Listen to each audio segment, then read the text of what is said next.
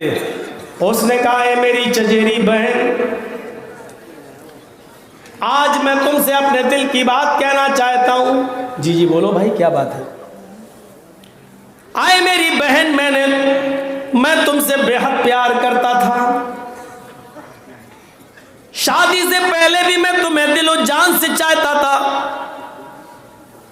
میں تمہارے ساتھ نکاح کرنا چاہتا تھا، لیکن میں نے سوچا کہ ابھی تمہارے ابو تو کچھ ٹائم لگائیں گے نکاح کرنے میں، کوئی اچھا موقع ہوگا تو ہم دیکھ کر ان سے بات کر لیں گے یا تم سے ہی کہہ دیں گے، لیکن ایسا موقع نہیں آیا، اور ایک دن پتہ چلا کہ آپ کا رشتہ طے ہو گیا اور نکاح کر دیا گیا۔ اس دن مجھے بہت تکلیف ہوئی، لیکن اے میری چچیری بہن، محبت مجھے آج بھی ہے تم سے۔ اب نکاح تو میرے ساتھ نہیں ہو سکتا کیونکہ تم کسی اور کے نکاح میں ہو، لیکن ہاں محبت دل میں ابھی بھی ہے، اس لیے میں تمہارے سامنے ایک پیشکش رکھتا ہوں۔ آج کی رات تم میرے بستر پر آ جانا، میں تمہاری مدد ابھی کیے دیتا ہوں، اور آج کی رات ملنے کا وعدہ کرو۔ اس نے سمجھایا، شرم کرو، یہ تم کیا کہہ رہے ہو؟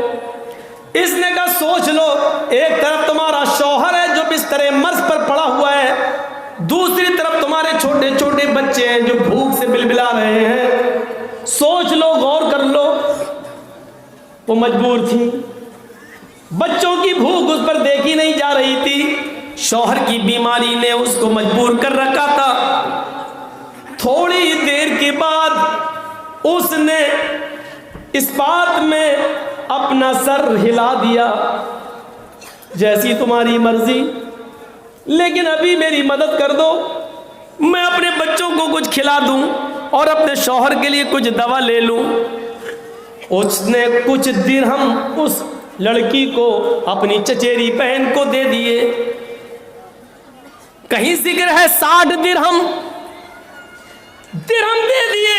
یہ لڑکی اس سے وعدہ کر کے چلی آئی، آدھی رات گزر جانے کے بعد میں تیرے بستر پر آ جاؤں گی، مجبور تھی، چلی آئی، اپنے شوہر کے لیے دوا کا انتظام کرتی ہے اور اپنے بچوں کے لیے کھانا نہ بناتی ہے، تیار کرتی ہے، کھانا کھلاتی ہے، شوہر کو سلاتی ہے۔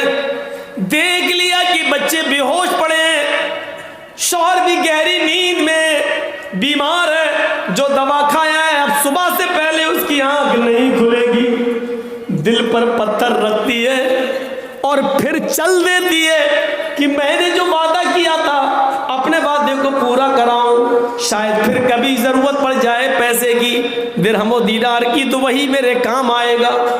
دروازے کو دستک دیتی ہے، اس کو تو نیند ہی نہیں آ رہی تھی، وہ تو انتظار میں بیٹھا ہی تھا۔ دروازہ کھولا، اس نے فوراً ہاتھ پکڑ کر اس کو اندر کھینچ لیا اور پھر دروازہ لگایا، اور پھر وہ اس کے قریب آ کر کہتا ہے آؤ اس بستر پہ آؤ، تم نے آنے میں کچھ تاخیر کر دی۔ یہ بیچاری کھڑی ہے، تھرا رہی ہے، یہ کہتا ہے کہ ادھر آؤ، یہ کانپ رہی ہے۔ اس نے کہا جب تم صبح آئی تھی تو تمہاری یہ حالت نہیں تھی، اور اب تم کانپ رہی ہو، تھرا رہی ہو۔ ارے ابھی سے کانپو گی، تھراؤ گی تو آگے کا مرحلہ کیسے طے ہوگا؟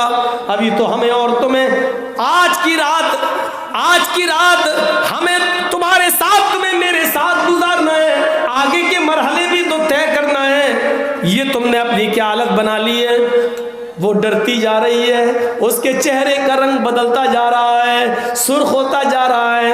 جب دیکھا کہ وہ اپنی جگہ پر کھڑی ہے تو یہ اس کی طرف بڑھتا ہے اور اس کا ہاتھ پکڑ کر کہتا ہے آؤ نا، چلو نا بستر پر۔ جیسی اس نے اس کا ہاتھ پکڑا، اس لڑکی نے اپنے چچیرے بھائی کا ہاتھ ہٹاتے ہوئے کہا اتق اللہ یا ابن عم، بخاری کے الفاظ، اتق اللہ یا ابن عم، آئے میرے چچا کے بیٹے، آئے میرے بھائی، یا ابن عم، آئے میرے چچا کے بیٹے، آئے میرے بھائی، اتق اللہ، اللہ سے ڈر جا، یا ابن عم اتق اللہ، آئے چچا کے بیٹے اللہ سے ڈر جا، تو اس حد کو کراس کرنے جا رہا ہے جو تیرے لیے حلال نہیں ہے، تو اس مہر کو توڑنے جا رہا ہے جو تیرے لیے جائز نہیں ہے۔ آئے میرے چچا کے بیٹے، تیری اس بہن نے آج تک کسی غیر مرد کو نظر اٹھا کر نہیں دیکھا، بستر پہ سونا تو دور، نظر اٹھا کے نہیں دیکھا، میری مجبوری مجھے تیرے پاس کھینچ کے لائی، ایک رات کے چند لمحوں کے انجوائے کے لیے، لذت کے لیے میری پوری زندگی کی عبادتوں پر پانی مت پھیر۔ آئے میرے چچا کے بیٹے، اللہ کے عذاب سے ڈر جا، جہنم کی آگ سے ڈر جا، قبر کے عذاب سے ڈر جا۔ آئے میرے چچا کے بیٹے، اللہ کا خوف اپنے دل میں پیدا کر۔ صرف ایک ہی جملہ بولا، اتق اللہ، اللہ سے ڈر، اللہ۔ اللہ نکلتے ہی کانپ گیا۔ جس نے پوری زندگی گناہوں میں گزاری ہو، لیکن آج اس کے سامنے اللہ کا لفظ اس اسٹائل میں آیا کہ وہ کانپ گیا اور کہنے لگا، میری بہن تم ٹھیک ہی کہہ رہی ہو، تم تو ایک کام پر، اور وہ بھی ابھی کیا نہیں ہے، تم تو ایک غلط کام پر، حالانکہ ابھی وہ تم نے کیا بھی نہیں ہے، اتنا ڈر رہی ہو۔ ہائے میری تو ساری زندگی گناہوں میں چلی گئی، میری تو ساری زندگی گناہوں میں ملوث ہو گئی، تم تو ایک کام پر اتنا ڈر رہی ہو، حالانکہ وہ کام ابھی تم نے کیا بھی نہیں ہے، اتنا ڈر رہی ہو، کانپ رہی ہو، مجھے کتنا ڈرنا چاہیے۔ آئے میری بہن جا جا، وہ میں نے 60 درہم تجھ پر چھوڑ دیے، اور ضرورت ہو تو اور لے جانا، جا، میں تیرے ساتھ اب غلط کام کا ارادہ نہیں رکھتا۔ کہنے لگی، کیا یہ میرا وہی بھائی بول رہا ہے جو ابھی میرے جسم کے ساتھ کھیلنا چاہتا تھا؟ ہاں میری بہن، یہ تیرا وہی بھائی بول رہا ہے، تو جا سکتی ہے، مجبوری ہو تو پھر چلے آنا، میں تیری اور مدد کر دوں گا۔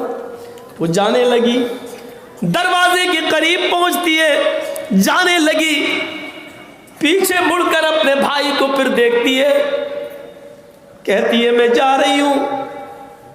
اس نے پھر مڑ کر کہا، آئے میری بہن جاؤ، لیکن ایک گزارش ہے تم سے۔ کہا کیا؟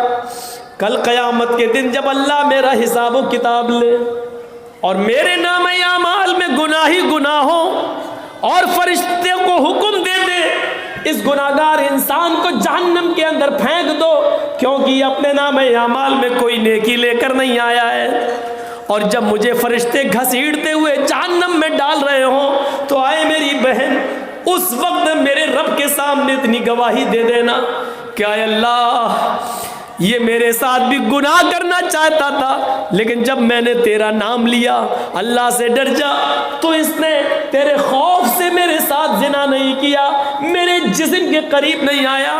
اگر میرے ساتھ زنا سے بچانے والا اس کو کوئی چیز تھی تو وہ تیرا ڈر تھا، تیرا خوف تھا، تیرا خشیت تھی، تیرا ڈر تھا۔